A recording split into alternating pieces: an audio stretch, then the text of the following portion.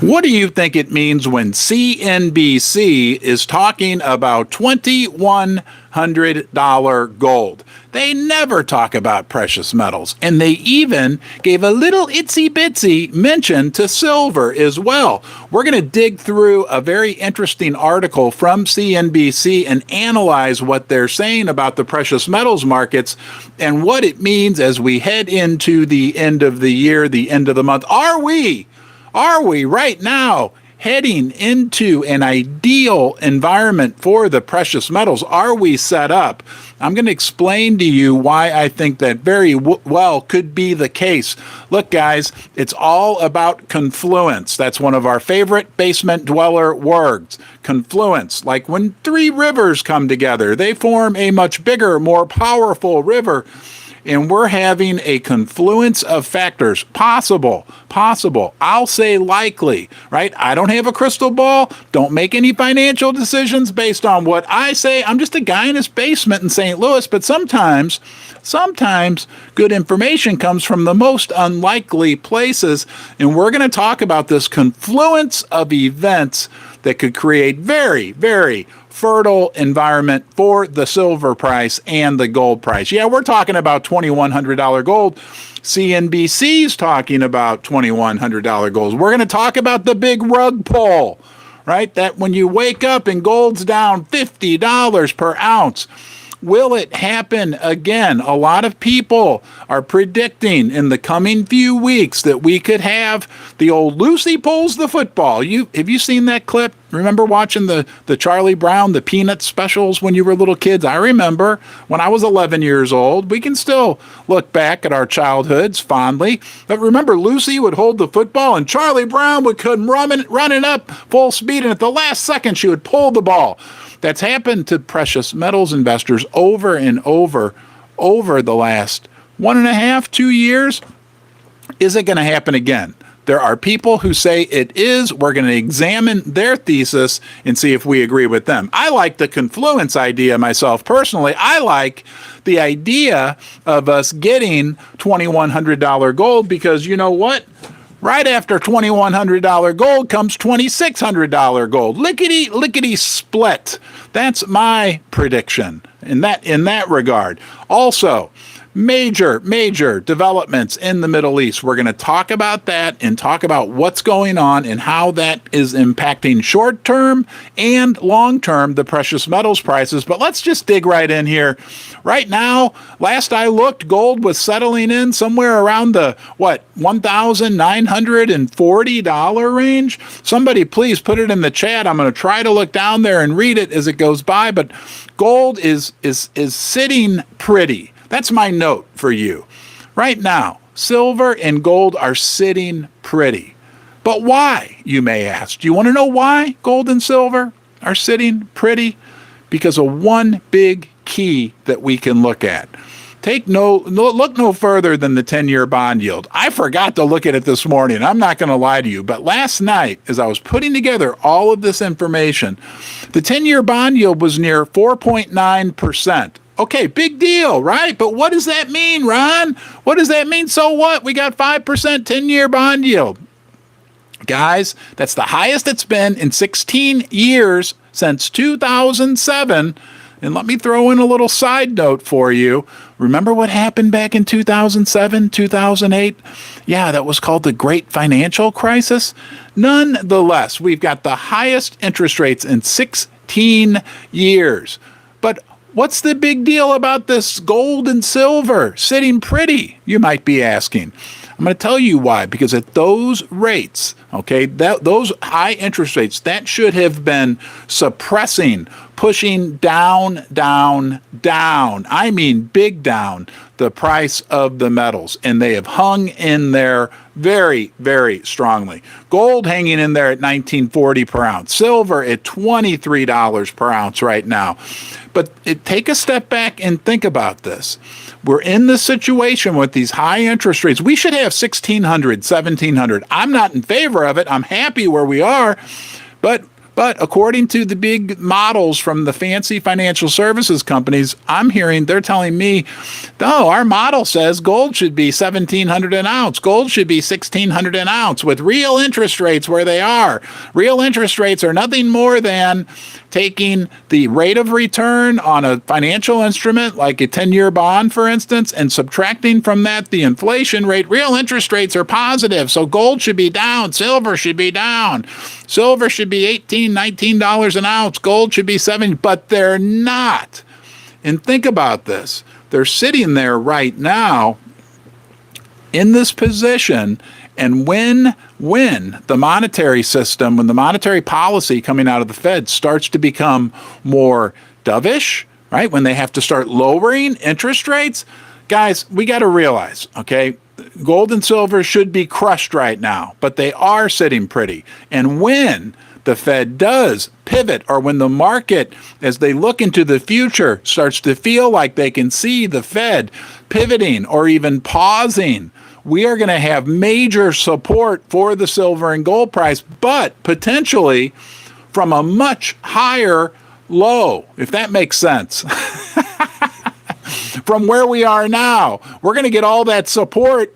And it could very well, if gold and silver hang in there, we could get all this new support, right? Conduciveness, confluence of factors from the 1900. Thank you, Craig, for the super chat, from the 1900 level, and maybe for silver from the $22, $23 level.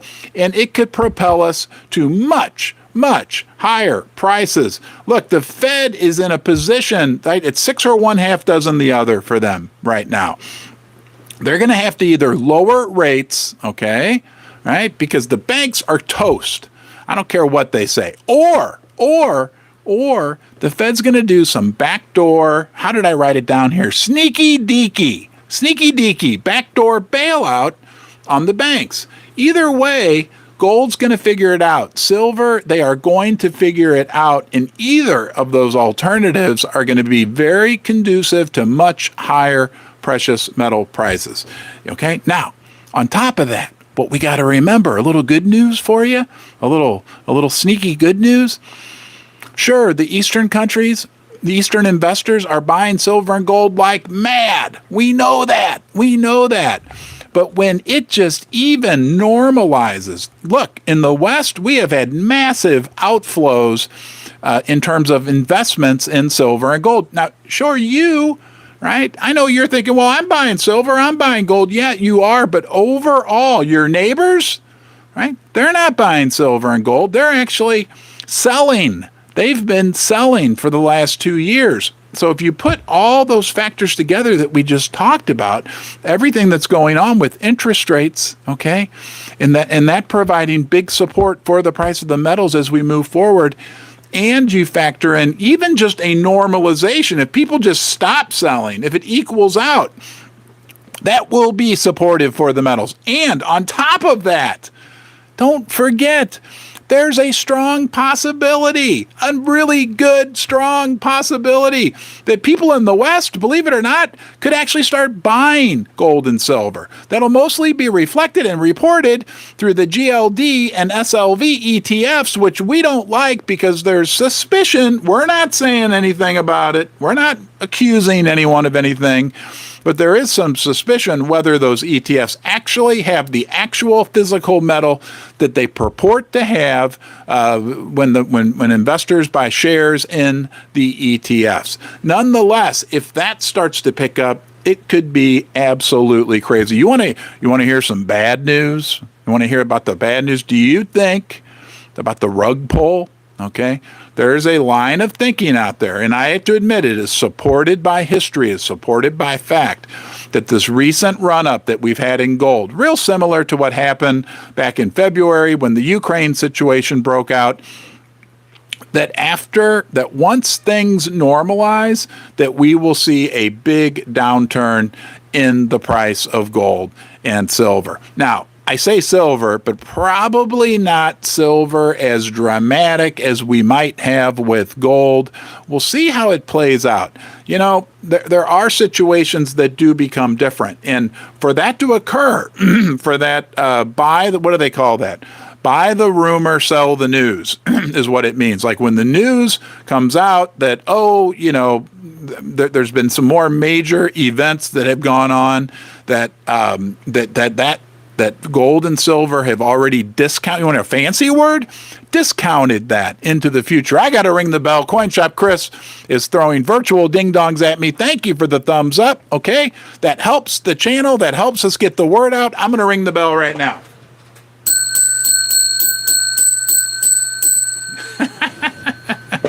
How are you doing today?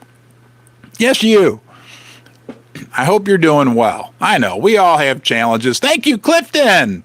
Thank you. Howdy. Thank you for the super chats. Very much appreciated. That helps support the family, helps support the channel. And with twin 11-year-old daughters, let's just say it's a daily opportunity. So thank you. So the big rug pull, right? Okay, that's because let's learn something here. We want to talk about this briefly. That's because silver and gold see into the future. We've talked about this, right? Silver and gold are some of the oldest markets in the world. What comes with age? Wisdom. Silver and gold look into the future. They anticipate what's going to happen. They discount the future. So right now, silver and gold have discounted all of this major turmoil that's going on in the Middle East. The fear is, and we don't want, we're not in favor of war. We're not in favor of, and I laughed about the way I said it, not about the war. Tragedy that's going on over there. However, we're following these markets, and that's a critical component of silver and gold. They are safe haven assets. Okay, so they've already discounted right now much of what's going on over there. If things play out the way gold and silver anticipate, the thesis is the price will then go down. Okay, I know you don't want to hear that, but it is something that we need to be prepared for. Let's talk about next our friends at CNBC, and they are chock full of information. I've got it all for you here regarding what is going on in the Middle East. But you want to open this package? I got a package from our friends at, Pimbex. But guess what? This package is for you, not me. We're doing a big giveaway on Black Friday, the day after Thanksgiving. This Sunday, October 22nd, I'll put out a giveaway video, a short video specifically about the giveaway and everything that's included in this giveaway. And all you're going to have to do, I'll make it real easy, is leave a specific comment on that video and you'll be entered. We got all kinds of stuff. Our friend Jim M donated some stuff. Coin Shop Chris donated some stuff. We're getting some gold backs. We're getting a few other things as well. And even stingy old me is going to donate something as well. But let's open this package from Pimbex because they sent us a surprise that feels a little heavy. Let's see what our friends at Pimbex have donated to the giveaway. And if you want to get some silver or gold for yourself, or platinum for that matter, go check out Pimbex. Pimbex, online bullion dealer. I've worked with them myself. They're trustworthy, and they have great selection, and they have the best prices. If you just want a place that you can go, you can trust, and you know you're getting a good deal, check them out or compare them if you need. Everybody, I always recommend do your own due diligence, do your own work. I do think you'll find what I found, and that is that Pimbex is best. Now let's open this package.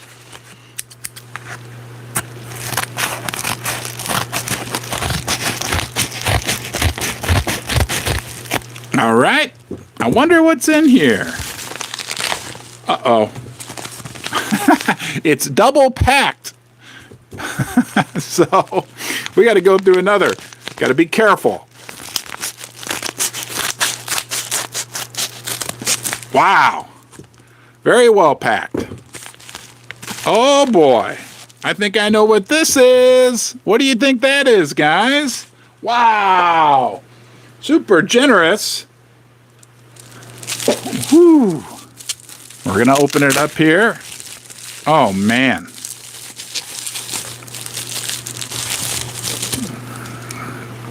Wow. Oh, wow. A 10-ounce Engelhart bar. Now, you know they don't make these anymore, and some people claim that these are becoming collectible. Absolutely beautiful. This will be, oh, there we go. There, get a little light on it. Isn't it pretty? I love silver. This could be yours on Black Friday. Yeah, that's the day after Thanksgiving. Again, this Sunday, I'm going to be putting out a video with explicit directions for you on how to enter the giveaway. And there's going to be a lot more given away as well. Thank you to our friends at Pimbex for donating this. And I'll say thank you on behalf of all of our viewers. It's going to be a fun giveaway, and I can't wait. Ooh, I love the Engelhart bars. They are, that's a refiner, the refiner or a mint that went out of business. So there is a bit of a premium a lot of times on these Engelhart bars. I think you'll love it if you're the winner. Now let's talk about CNBC. What does it mean when CNBC, yeah, that's CNBC, who never talks about silver and gold? They never talk about it, but have you ever noticed Yahoo Finance? I don't know. I feel like I'm getting old. I guess 20 years now. My go-to financial site is Yahoo Finance. Okay, I'm just probably a creature of habit. I know there's some other ones out there, but have you ever noticed they never talk about silver and gold? But both of them, including CNBC, always have gold and silver price prominently displayed somewhere in their, what I would call like top banner or ticker. It's somewhere on the page. If silver and gold are so irrelevant, begs the question, why do they keep it on the front page? Why do they continue to make it front page news? Let's read through this. It says gold firm is the Middle East, buoys the safe haven appeal. It says Safe Haven Gold consolidated gains on Tuesday as traders kept a close eye on developments surrounding the Israel-Hamas conflict, while also positioning for cues on the U.S. rate hike path. Remember that? Remember our friend Jerome Powell in the Federal Reserve, who also has a little bit of impact on the silver and gold price? Because, guys, we're going to talk about this more in a minute. Jerome talks tomorrow, okay? And it's going to be an interesting day tomorrow in the markets, that for sure. U.S. President Joe Biden will make a high-stakes visit to Israel on Wednesday as Gaza's humanitarian crisis worsens. Now, this is where it gets interesting. It says, until there's some type of ceasefire or de-escalation, gold is going to hover about in the $1,900 range. That was said by Everett Millman, chief market analyst at Gainesville Coins. Gold, considered to be a hedge against political and financial uncertainty, has risen 4% in October. Let's unpack this and see what we can analyze. Until there's a ceasefire or de-escalation, we talked about that, right? Right? Gold is, when that happens, that could actually be negative for the gold price and silver price. But what he said that's even more pertinent as we look at these metals is considered to be a hedge against political. I would think that means geopolitical. That would mean things like war going on in the world and financial uncertainty. Let's not forget, silver and gold are what people run to in times of financial uncertainty. Do you consider that there's a chance that we might, just maybe, run into a period of financial uncertainty again in this country? And how will the metals react? What's the last little piece of financial insecurity that we experienced? Oh, yeah, that little banking crisis back in March and April. What happened? You went to your local coin store because you thought, I'm going to buy some silver. Everybody's buying silver. And you went to your local coin shop and they didn't have any silver. And they had very little gold. Okay? That tells us what happens when financial insecurity breaks out, when it comes to fruition. People are going to be running to the metals. Now, you're probably tired of hearing me talk about this. That's okay. That's okay. Let's remember, Americans are starting to wake up. We have some percolation going on. Things are percolating, right? You know, like when you boil a pot of water and the little bubbles start to come up, right? We're hearing things like the Costco situation, which has got still Still, last night I'm reading through my news feed and there's another article about Costco and gold. There's percolation. Don't forget, America is the richest country in the world, the absolute most wealthy country in the world. And while the second richest country is crazy about silver and gold, the richest country could care less. You care, I care, we all care. And here in the basement, you're a basement dweller. We care. I almost said smart. I don't want to sound, you're smart. Your head's out of the sand. You want to know what's going on, right? We care, but nobody else cares. Isn't it weird? Have you ever thought about this? And China's not that far behind. You got the richest country in the world and the second richest country in the world. That these people are crazy about precious metals, right? But these people could care less. Doesn't that maybe not make sense? Like there's some, like, how do I say this? Universality. I don't know that that's really a word, but does that, you know what I'm trying to explain here? Like if the second richest country, which isn't that far behind the first richest country, is crazy about the metals, totally understands the timeless value of metals, wouldn't you think the richest country would also at least have a moderate level of interest? You want to know what's going to happen when there's a moderate level of interest in this country in the metals? You're going to see demand for metals that is going, you won't be able to get it anymore. You will not. There will be waiting lists. There were waiting lists back in March and April with just a little bit of an increase from a percentage perspective. You know, I was actually talking to the guys at Pimbex this morning, and, you know, the number of people, just from the percentage of the people in the United States that are invested in the metals, that are interested, that are buying metals, is so low, right, that it just takes we get a little tiny increase. And you can't, you know, the coin shops are cleaned out. The online dealers are raising their minimum order levels and saying it's going to take 2 or 3 weeks. I'm not telling you what to do. I'm not giving financial advice. I could be dead wrong. I was dead wrong about something the other day with Susie. I'd say, I'm wrong. You know, but I don't know. I would feel comfortable getting some metal now. That's just me. That's just my opinion. Because when the big rush occurs, right? And it's not even a big rush. When the little rush occurs, it's going to knock everything out. I'm trying to think of there's got to be a great analogy for that. Like, it doesn't take much to tip everything out of balance. And when it gets tipped out of balance, guys, it's going to get tipped out of balance in favor of there's huge demand, but hardly any supply. Because don't forget, we aren't talking about something that can be printed or reproduced. I was just at a mine site up in Toronto. It takes an unbelievable amount of work to get an ounce of gold out of the ground, to get an ounce of silver out of the ground. An unbelievable amount of work. I digress. Let's go back to CNBC. Our friends at CNBC who are talking about silver and gold. He says that there's no escalation in the Israel-Hamas situation. Further, upward potential in gold is likely to remain limited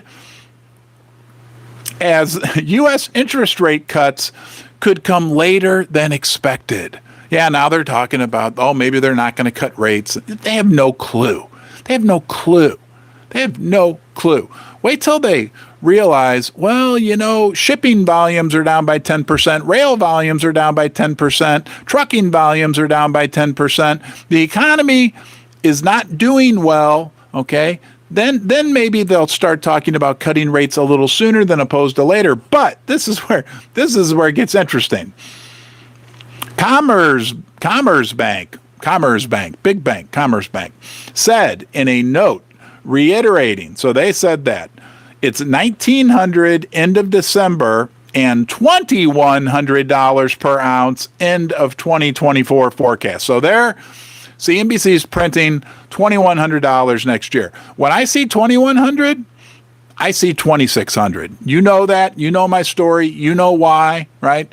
Because when we get to 2,100, there is no resistance ahead. We are in record territory in pricing gold in US dollars. Okay? That's a fact. Now, this is bad. I got more. I'm not going to sugarcoat it for you, Buttercup. We got some bad news potential. Scary. You want to be scared? Whoa, it's okay. We all get scared. Somebody scared me the other day. Scared me at work. They walked around the corner, startled, right? Is Jerome going to startle us? What about our old friend Jerome Powell? I didn't even know this. Okay, but on Thursday, Powell's speech could shine more light on the U.S. Central Bank's monetary policy path after recent dovish rhetoric from several Fed officials. So lately, we've been getting some dovish rhetoric from the hawks, right? Now they're saying tomorrow, Thursday, we're going to hear from Jerome Powell himself. It's probably going to have a major impact on the silver and gold price. Now, I don't know how you see it. I think the path of least resistance, the most likely thing that we're going to hear from Powell tomorrow is going to be slanted toward the dovish side. I'll go out on a limb and say that. And that it will be very supportive for the metals prices. That's what I see tomorrow. I think with everything going on in the world, and we're going to talk about that next, but with everything going on in the world, with the real economy struggling, with real Americans struggling. Peter Grandich, who I'm going to be talking to tomorrow. We love Peter Grandich. Make sure you watch that video. Peter Grandich sent out a thing the other day. Like 65% of Americans are basically living paycheck to paycheck. We are on thin ice, baby, on many levels, geopolitically in the world, economically in the United States, our government financial situation. Everywhere you look, we're on thin ice. Do you think Jerome Powell doesn't know that? Right? Unless they just want to crash everything. Tomorrow, I think what we're going to see is a dovish tilt in how Jerome communicates. Because I don't believe they do want to crash everything, right? Jerome's beholden. I love that word, beholden. He's beholden to the elites. He's beholden to the big banks, and they don't want to crash everything. Now, maybe they do. Maybe there's some other, levels of things going on out there that we don't know about. But with all of the multiple levels of challenge facing the United States right now, I don't think that right now is a time. I think either he's going to be dovish, okay, which is going to be very good, very supportive. There's so many factors at play with silver and gold but it will be a supportive factor, okay? Or if he's not dovish, he's not just going to be a little hawkish, he's going to be super hawkish. And at that point, and I don't think that's likely, that would be very, very tough on the silver price and gold price. And at that point, I would really start to give more attention, more credence to this idea that possibly really they do want to destroy things. Maybe we are in a situation where there's some big reset that's needed. And if there's a big reset, or if they hyperinflate everything away, I got news for you. Where do you think your silver and gold are gonna stand in all that? They're gonna stand in a place of honor, just like they have for thousands and thousands of years. But you want the good news from CNBC? If there is a hint, sorry, hold on, I'm gonna get a drink of water because I have some good news.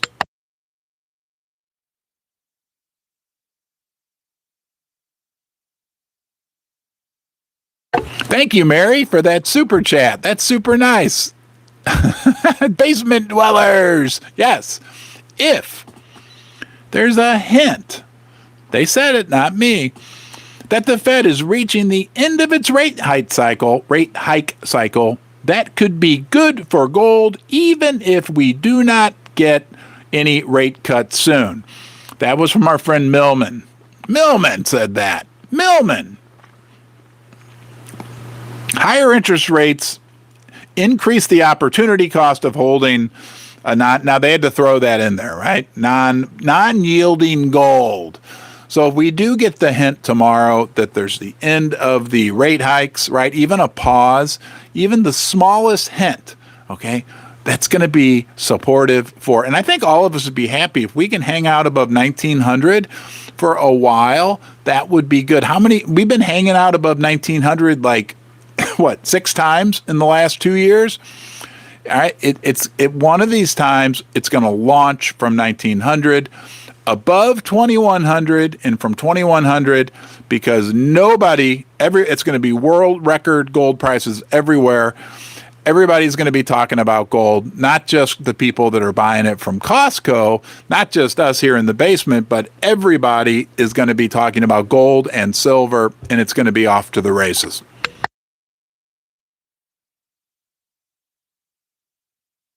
It will be a very interesting ride, no doubt about it. Let's talk about what's going on in the world, unfortunately. Unfortunately, the status and stature of the United States continues to be encumbered, I guess you could say. I want to read, hold on a second here. I'm going to read this from Zero Hedge, and this tells us some interesting insight into what's going on. Obviously, the tragedy of this hospital being bombed in Palestine, horrible. Kids are being killed, unfortunately. Very horrible situation on both sides. Okay, horrible.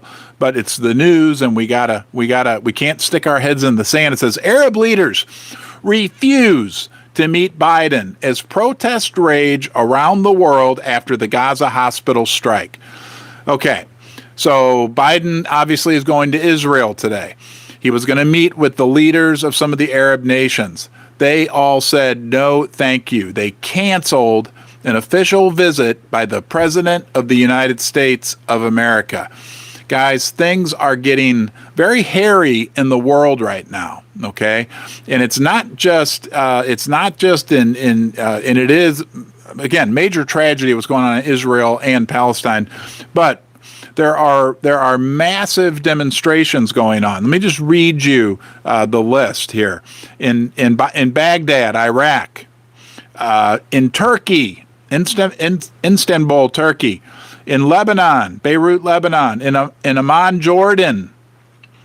The list goes on, in Doha, in Qatar, in Tehran, in Iran, in Barcelona, Spain, in Cairo, Egypt, in Yemen, in Sana'a, Yemen, in Berlin, in Greece, in Montreal, Canada, in Rabat, in Morocco. I mean, thousands of people are protesting.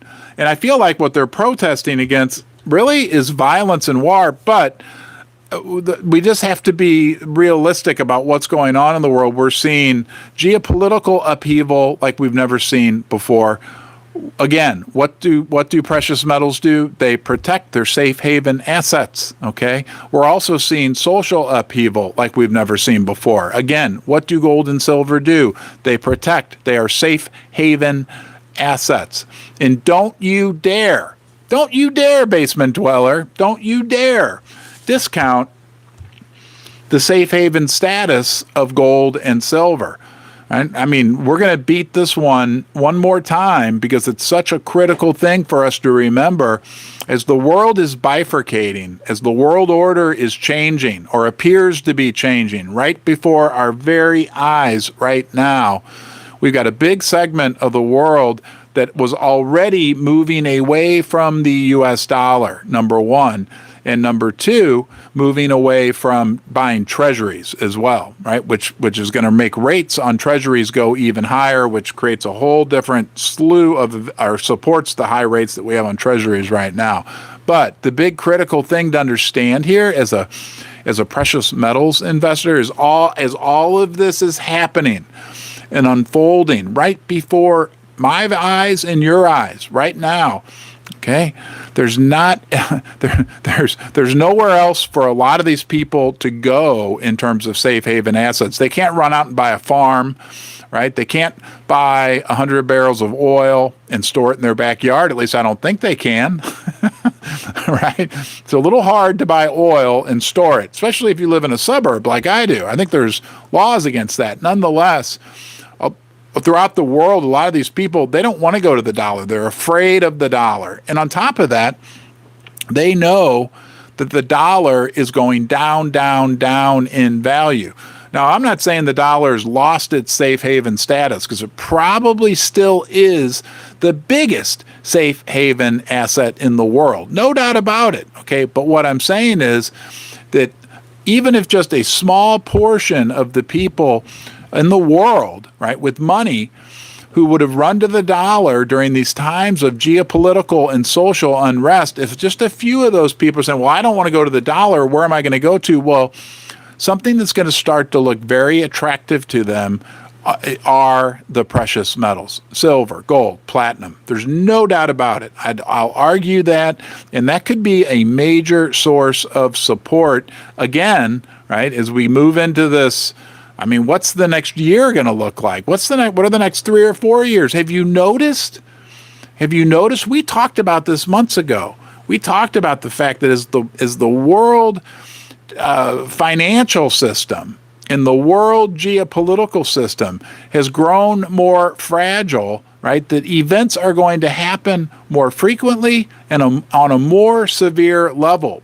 We talked about, I mean, and I'm not claiming that I invented that idea. To me, it's just basic common sense. Things have become very sensitive, okay, very fragile. You hear those two words from me all the time. And what has unfolded in the last few weeks in the Middle East is a big demonstration of that. Let's hope that these things don't get worse. I read something that if we go back to the financial system that I thought was just absolute. Let me see if I can pull this up. Bear with me here. Yeah, here it is. I got it. This was on X. Why every time when we talk about X do we feel like saying formerly known as Twitter? Well, formerly known as Twitter, X changed its identity. This was fascinating. This guy says, this is from the SRS Rocco report. It's got some great information, okay? What needs to be added is anyone investing, okay, in the 281 trillion of global financial asset growth, okay? 281 trillion is sitting on a large pile of, he uses the S word, we're going to say poop, as they say in Scotland. With the this is get ready to have your I didn't know this. This is crazy. With global financial assets increasing 10 times what the economy did since the 2008 great financial crisis. So financial assets increased 10 times more than what the actual economy increased just since 2008, which is 15 years ago. I mean, it's unbelievable how much make-believe, paper, derivative, whatever you want to call it, unicorn fart thefts. All right, I'm going to ring the cowbell. Susie just yelled at me from upstairs. Here we go.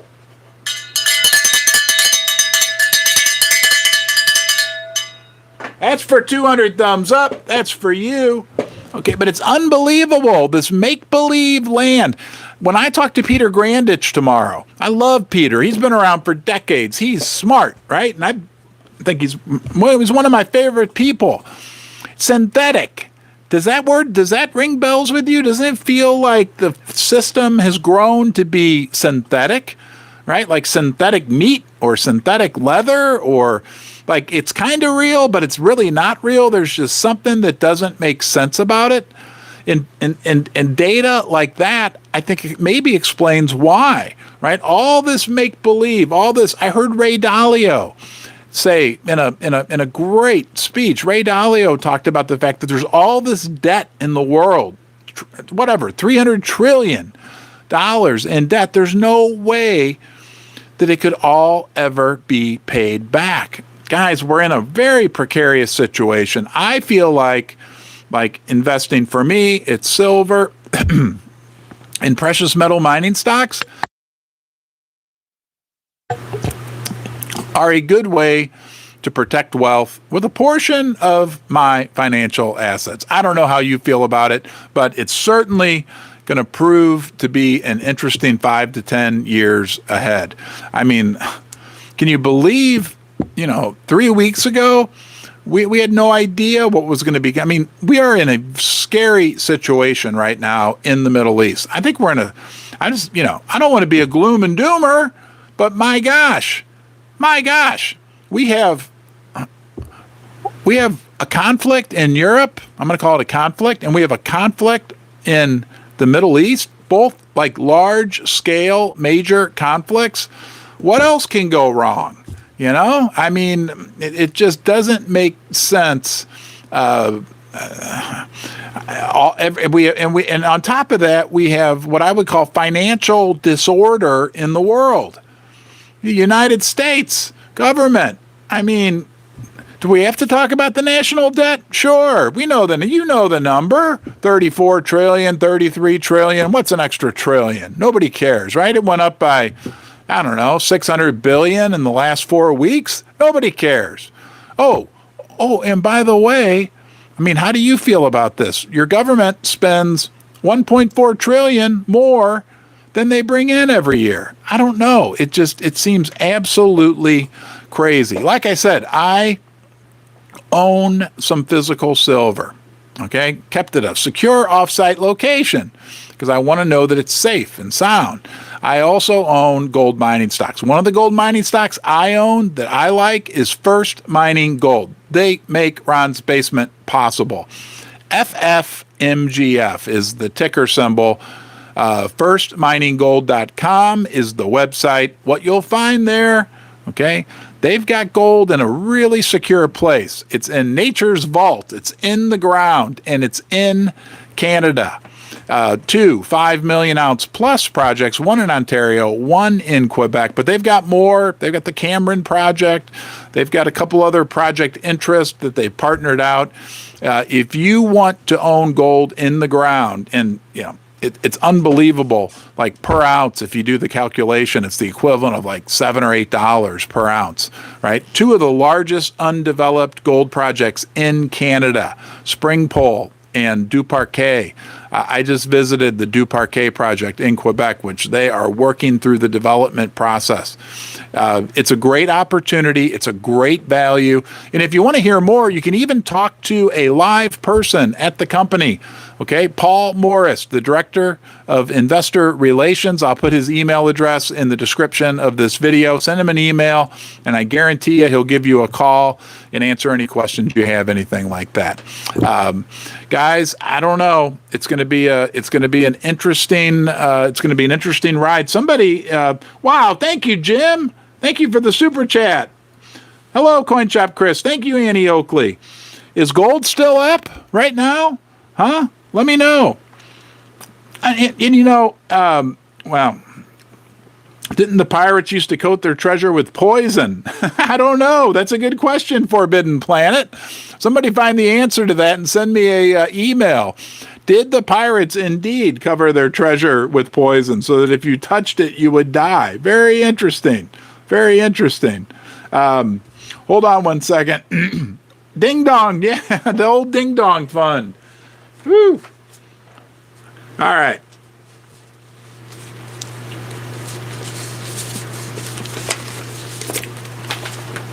Let's revisit something from yesterday about China and gold, and silver for that matter. Don't forget, the Shanghai Gold Exchange is a physical market, and it's growing in status and size right now, right as the world is going through this crazy amount of change, okay? Let's just say, here, this needs to be repeated because I got a couple emails from you guys asking about this. He said, China's central bank has been buying gold steadily and in large quantities, okay? Where is this? Hold on here. Basically, what is fascinating, is about the total reserves held by governments in the form of gold. And that China right now is at only 4%, where the U.S. is at almost 70%, okay? And that we have an unbelievable runway. Already the Chinese are the number one producer of gold in the world and the largest buyer of gold. So not only are they producing more gold in their country through mining activities, but they're also sucking it in from all over the world. We're hearing that from all there's some people who really dig into the data from the COMEX and the LBMA, and they're all saying the same thing. There is gold and silver moving to the east. But what's crazy is that at only 4%, okay, the Germans have some of the lowest percentage of their foreign reserves in the precious metal. Okay, it's going to be interesting to see what happens tomorrow when we hear from Jerome Powell. All right, I'll keep you up to date on that as that transpires. It's going to be interesting to see how the silver and gold price react here in the coming weeks. We could have some real volatility, but hey, at the end of the day, we all know what we have, and they are the timeless stores of value. Thanks again to Pimbex for donating this beautiful, let me show you the back. I mean, this thing's in pristine shape. I'll try not to get my ding-dong fingers all over it, or my Cheeto fingers. Beautiful 10-ounce bar. Again, this Sunday, there'll be a video coming out that'll tell you how to enter the giveaway. Take care of yourself. Thank you, guys. Thank you. Everybody, please say thank you to the moderators. Thank you, Jim M. Thank you, guys, for all the super chats, all the support that you give the channel. Thank you, Jake. Thank you, Annie. Thank you, Susie.